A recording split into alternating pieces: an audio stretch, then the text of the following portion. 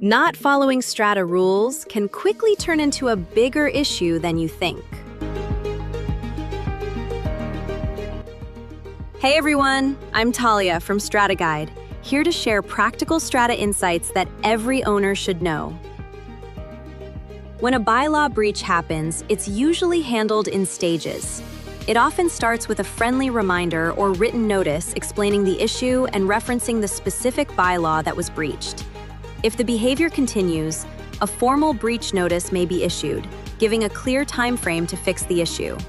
In more serious or repeated cases, the matter can be escalated to the Strata Committee or building management, and may involve mediation or even tribunal action if it remains unresolved.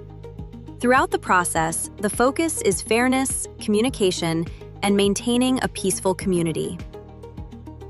Before we wrap up, make sure to follow StrataGuide for more helpful Strata tips, clear explanations, and real insights that help you better understand community living. That's all for today's Strata Insight. Thanks for watching, and I'll see you in the next episode of Let's Talk Strata.